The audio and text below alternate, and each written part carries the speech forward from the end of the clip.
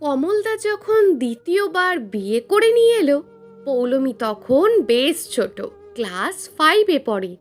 পৌলমী কমলদার একমাত্র মেয়ে। আমি সেদিন কমলদার বাড়িতেই উপস্থিত। ওপরের ঘরে পৌলমীকে পড়াচ্ছি তখন। পড়াতে পড়াতেই কথাটা কানে এসেছিল। ওরে উলু দে, নতুন বউ এসেছে।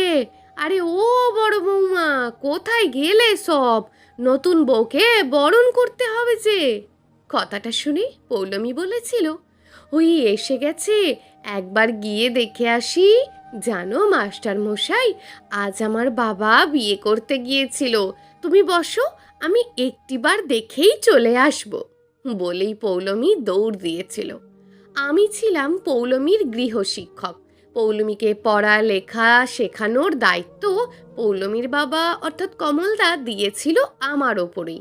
সেই কোন ছোটবেলায় পৌলমীকে হাতে ধরে অ আ ক খ শেখানোটা আমাকেই করতে হয়েছিল। পৌলমীর মা পৌলমীর পড়াশোনা শেখানোর দায়িত্ব কোনো কালেই নেয়নি। আর কমলদারই বা টাইম কোথায়? সকালে অফিস বেরিয়ে গিয়ে রাতে বাড়ি ফেরা। পৌলমীকে পড়ানোর সূত্রেই কমলদার বাড়ির অনেক ঘটনাই আমার জানা। হবে নাই বা কেন, দীর্ঘ কয়েক বছর ধরেই কমলদার বাড়িতে আমার আসা যাওয়া।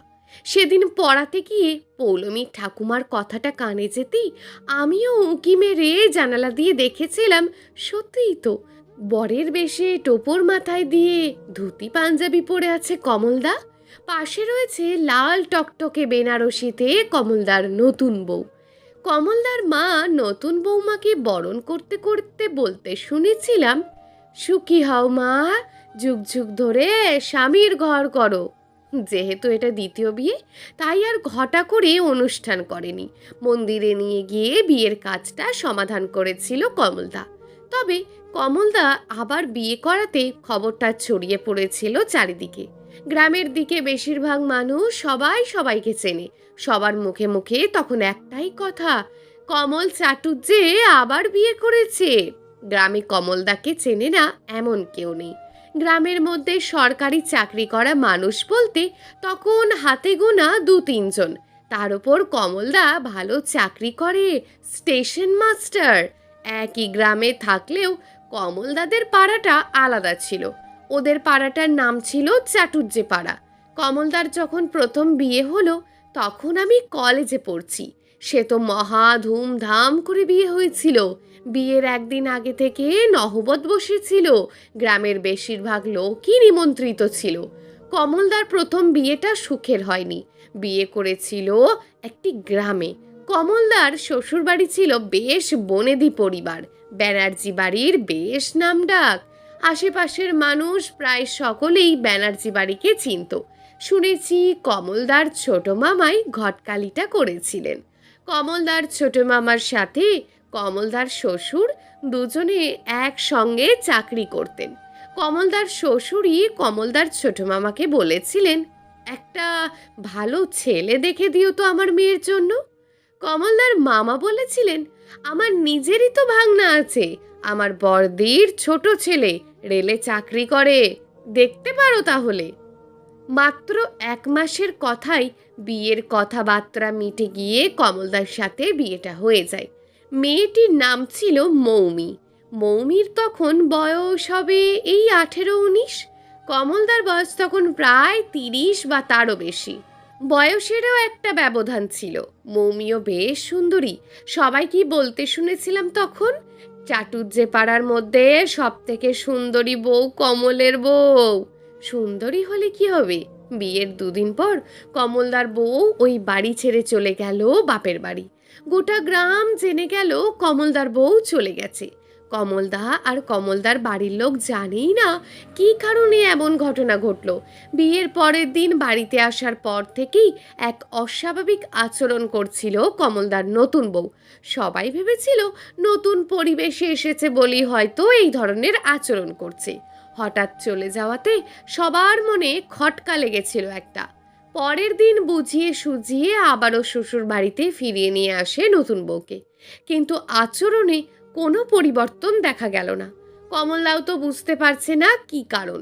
কয়েকদিন এভাবে কাটার পর কমলদা একদিন রাতে নতুন বউকে জিজ্ঞেস করেছিল, তোমার এই ধরনের আচরণের কারণ কি? নতুন বউ মানে মৌমি বলেছিল, আমি তোমাকে স্বামী হিসেবে গ্রহণ করিনি, আর কোনোদিন মানতে পারবও না। এটা জেনে রেখো, মন থেকে কোনোদিনই তোমাকে ভালোবাসতে আমি পারবো না। এমন কথা শুনে আশ্চর্য হয়ে গিয়েছিল কমলদা। কি বলছো এসব? বিয়ে করলে কেন তাহলে? কে বলেছে আমি বিয়ে করেছি? আমাকে জোর করে বিয়ে দেওয়া হয়েছে। তোমার এই বিয়েতে ইচ্ছে ছিল না? না, আমার ইচ্ছে ছিল না। বাবার জন্য বিয়ে করতে হয়েছে, সেটা আমার ইচ্ছের বিরুদ্ধেই। আমি যদি এই বিয়েটা না করি তাহলে বাবা আত্মহত্যা করবে বলেছিল, সেই জন্যই বিয়েটা করি। কোনো প্রবলেম থাকলে বিয়ের আগে তো বলতে পারতে। আমি বিয়েটাই করতাম না, আমাকে তো বলতেই দেওয়া হয়নি। বাবা আত্মহত্যার ভয় দেখিয়ে রেখেছিল, তাই আমি আমার অমতেই বিয়েটা করেছি। স্বামী হিসেবে তোমাকে কোনো দিনই গ্রহণ করতে পারবো না, কারণ আমি যাকে ভালোবাসি তার দেওয়া এই আংটি আমি এখনো পরে আছি, আর তাকেই আমি মনে প্রাণে ভালোবাসি। তাকেই বা বিয়েটা করলে না কেন? আমি তো তাকেই বিয়ে করতে চেয়েছিলাম। বাড়ি থেকে মেনে নেয়নি আমাদের সম্পর্কটা। আমার অনেক দিনের প্রেম। সেই মানুষটা কে যেন? আমার বৌদির দাদা নির্মাল্য। ও আমাকে খুব ভালোবাসে। 4 বছরের সম্পর্ক আমাদের। ভালোবেসে এই আংটিটা ওই আমাকে পরিয়েছিল। সেই ভালোবাসার অপমান আমি করতে পারবো না। যতদিন আমি থাকবো আমার মনে নির্মাল্যই থাকবে ততদিন, আর কেউ থাকবে না। তোমার বাবা এই এত বড় সত্যিটা লুকিয়ে গেলেন? আমি তো কোনো অন্যায় করিনি। আমার জীবনটা নষ্ট করে দিলে কেন এভাবে? সেটা আমার বাবাকে গিয়ে বলুন। এখন বলে আমি কি করব? বিয়েটা যখন হয়ে গেছে তখন মেনে দুজনকেই নিতে হবে, এটা বোঝার চেষ্টা করো অন্তত।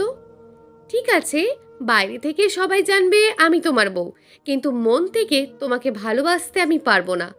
তাহলে বাইরে থেকেই জানুক সবাই। দয়া করে তুমি কখনো চলে যেও না বাড়ি ছেড়ে, খারাপ দেখায় সেটা। তাছাড়া আমারও তো একটা মান সম্মান আছে।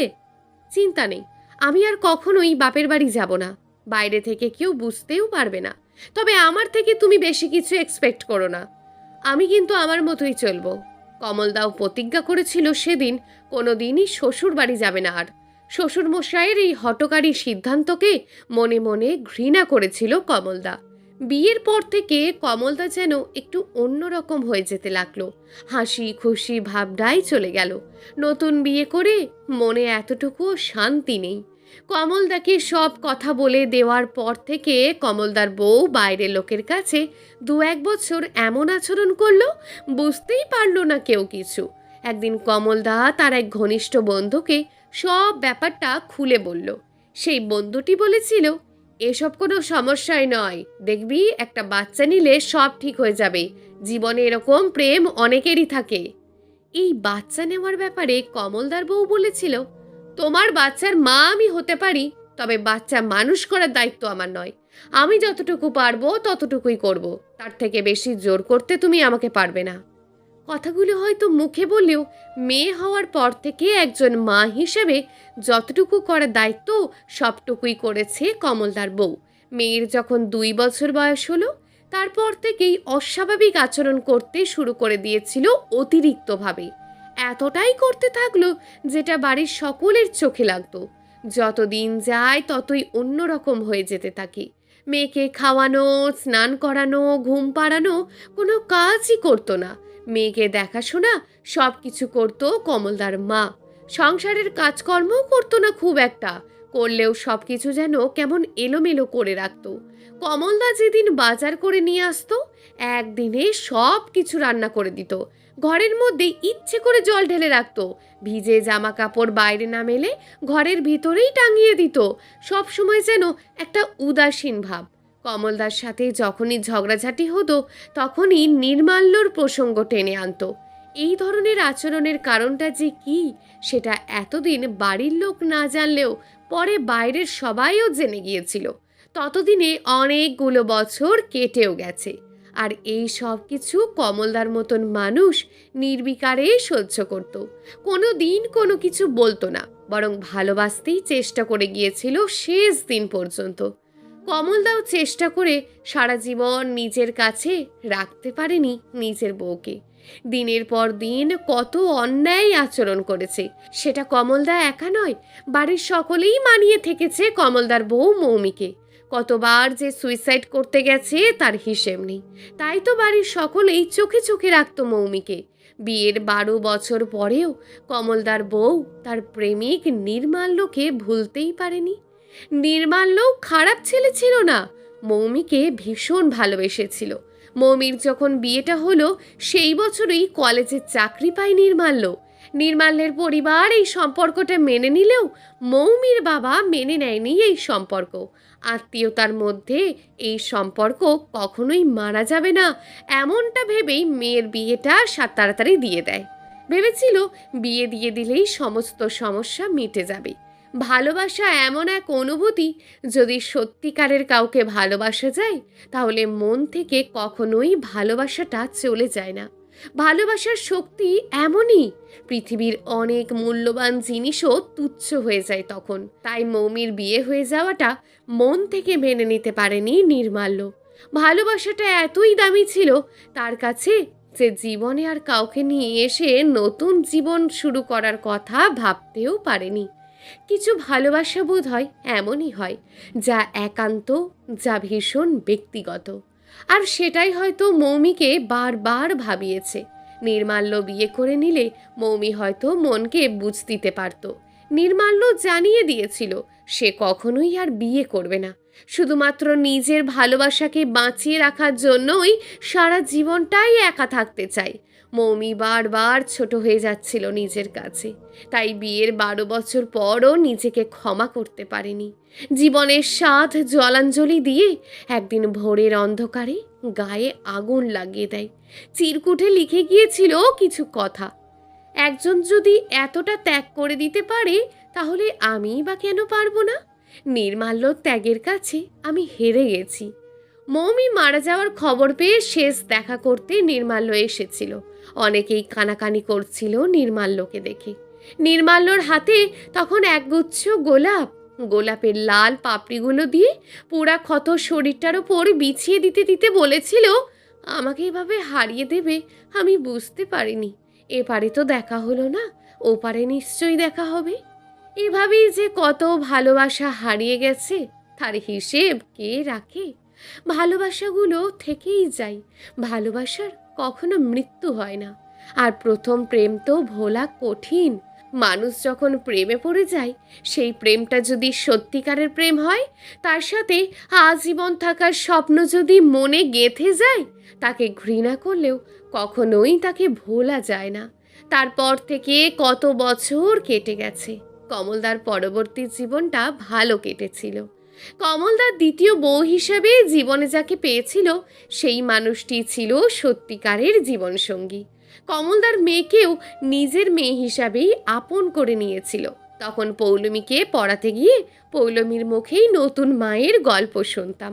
পৌলমী আমাকে বলতো, জানো মাস্টারমশাই, আমার নতুন মা আমাকে খুব ভালোবাসে, আমাকে খুব সুন্দর করে সাজিয়ে দেয়। কমলদা কবে রিটায়ার করে গেছে, মেয়ের বিয়েও হয়ে গেছে। মেয়ে অবশ্য এখন ভালো চাকরি করে। জীবনে কত ঘাত প্রতিঘাত সয়েও 75 বছর বয়সেও এখনো হাসি খুশি দেখি যখন দুজন মানুষ একসঙ্গে একে অপরের হাত ধরে হেঁটে বেড়ায়। তবে আজও খারাপ লাগে নির্মাল্যর জন্য, খারাপ লাগে মৌমির জন্য। বাবা মায়ের জেদের জন্য হারিয়ে গেল দুটি জীবন। নির্মাল্য চোখ দুটো যেন আজও খুঁজে বেড়ায় মৌমিকে। হয়তো বলে, আমি আছি, শুধু তুমি ছিলে না।